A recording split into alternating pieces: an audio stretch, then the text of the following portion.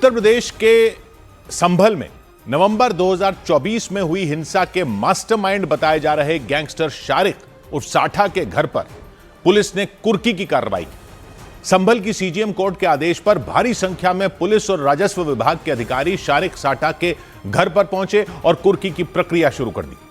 नखासा थाना क्षेत्र के दीपासराय मोहल्ले में मौजूद शारिक साठा के मकान पर पुलिस वालों ने एक पोस्टर चिपका दिया।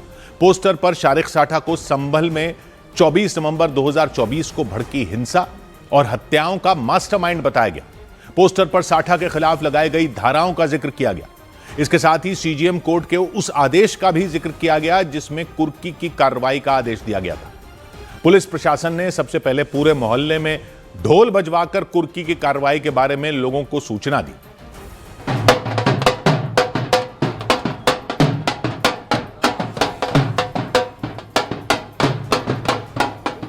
ढोल बजवाने के बाद पुलिस के अधिकारियों ने सीजीएम कोर्ट की तरफ से जारी कुर्की की कार्रवाई का आदेश पढ़ा।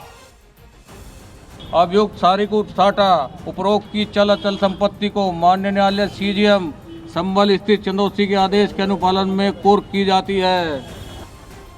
इसके बाद पुलिस की एक टीम गैंगस्टर शारिक साठा के घर में घुसी और कुर्की की कार्रवाई शुरू कर दी। पुलिस की टीम ने शारिक साठा के घर में घुसकर हर एक चीज की जांच की और फिर एक लिस्ट तैयार की। इसके बाद एक एक करके घर से चारपाई, कुर्सियां, प्लास्टिक और टिन के डब्बे, लोहे के बक्से और दूसरी छोटी मोटी चीजों को जब्त कर लिया।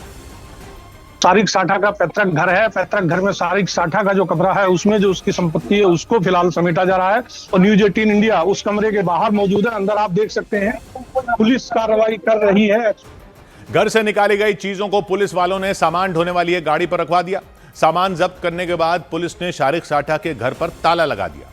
कुर्की की इस कार्रवाई के दौरान पूरे दीपासराय मोहल्ले को किसी पुलिस छावनी में तब्दील कर दिया गया। 5 थानों के 100 पुलिसकर्मियों के साथ पीएसी के जवानों को तैनात कर दिया गया। कार्रवाई के दौरान महिला पुलिसकर्मियों की एक टुकड़ी भी वहां तैनात दिखी। और इतना ही नहीं, कुर्की की कार्रवाई करने से पहले पुलिस और पीएसी जवानों ने दीपासराय मोहल्ले में फ्लैग मार्च भी किया। ड्रोन कैमरे के जरिए आसमान से भी नजर रखी गई। दीपासराय संभल का वही इलाका है जहां 24 नवंबर 2024 को भड़की हिंसा का सबसे ज्यादा असर दिखा था।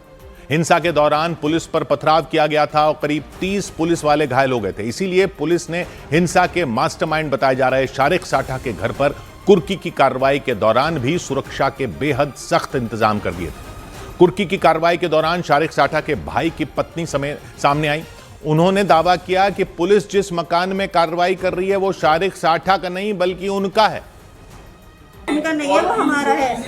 आपका है? जी, हमारा ही इस जगह का सारा सामान रखा है। आप किसी से भी मालूम कर लीजिए। बाहर निकलेंगे सड़क पर तो आपको कोई बता देगा। हमारे ही इस्तेमाल है। पुलिस के मुताबिक 4 मंजिला पुश्तैनी मकान शारिक साठा समेत उसके 4 भाइयों का है। इसकी पहली मंजिल शारिक साठा की है, उसी पर एक्शन लिया गया और कोर्ट के आदेश का पालन किया गया। पुलिस के मुताबिक हिंसा की जांच में सामने आया था कि 24 नवंबर 2024 को संभल कोर्ट के आदेश पर शाही जामा मस्जिद के सर्वे के दौरान साजिश के तहत हिंसा भड़काई गई थी। पुलिस के मुताबिक उपद्रवियों ने पुलिस की कई गाड़ियों में आग लगा दी थी और गोलीबारी की। फायरिंग और पथराव में मुस्लिम समुदाय के 4 युवकों की मौत हो गई थी। पुलिस ने दावा किया कि हिंसा वाली जगह से पाकिस्तान में बने कारतूस बरामद किए गए थे। इसके बाद जांच का दायरा और बढ़ा दिया गया था। जांच एजेंसियों ने दावा किया कि हिंसा की पूरी साजिश दुबई में बैठे शारिक साठा ने रची थी। 24 नवंबर 2024 को यहाँ पे जो हिंसा हुई थी उसका ये मास्टरमाइंड है। जंगी ऐप के माध्यम से अपने गुर्गों से बात करता था। इसका एक गुर्गा, मुख्य गुर्गा जिसका नाम गुलाम है, वो अभी वर्तमान में मुरादाबाद जेल में बंद है। इन सब लोगों के द्वारा इस घटना को कारित किया गया था।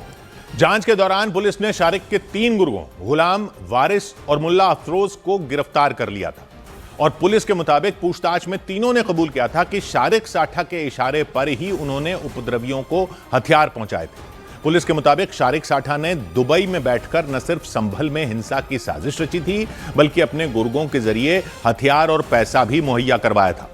पुलिस ने बताया कि शारिक साठा पर लूट, चोरी, डकैती और गाड़ियों की चोरी के अलग अलग राज्यों में करीब 80 केस दर्ज हैं। संभल के नखासा थाने में ही उस पर 12 से ज्यादा मुकदमे दर्ज हैं। भारत में रहते हुए शारिक महंगी गाड़ियां चुराने वाले गैंग का सरगना बन गया था। आखिरी बार उसे साल 2018 में दिल्ली से पकड़ा गया था, लेकिन पुलिस के मुताबिक 2018 में जमानत पर छूटने के बाद वो दुबई फरार हो गया था और खुफिया एजेंसियों को साल 2021 में उसके दुबई में होने का पता चला था। संभल के एसपी के बिश्नोई के मुताबिक शारिक साठा दुबई में बैठकर सोने और हथियारों की तस्करी करने वाले गिरोह से जुड़ गया था। इतना ही नहीं, पुलिस ने यह भी दावा किया कि शारिक साठा का कनेक्शन मुंबई बम धमाकों के मास्टरमाइंड दाऊद इब्राहिम से और पाकिस्तान की खुफिया एजेंसी ISI के साथ भी रहा। संभल पुलिस शारिक साठा के खिलाफ रेड कॉर्नर नोटिस जारी करने की तैयारी में जुट गई। इसके खिलाफ परमानेंट वारंट इश्यू भी हो गया है। इसके आधार पर रेड कॉर्नर नोटिस भी है, वो भी इश्यू करवाया जाएगा और इसको जल्दी गिरफ्तार करके भारत लाके माननीय न्यायालय के सामने पेश भी करवाने के प्रयास किए जाएंगे। संभल के एसपी के बिश्नोई के मुताबिक शारिक साठा के खिलाफ बनाई गई अपराध की पूरी फाइल यूपी गृह विभाग से होते हुए गृह मंत्रालय और इंटरपोल को भेजी जाएगी।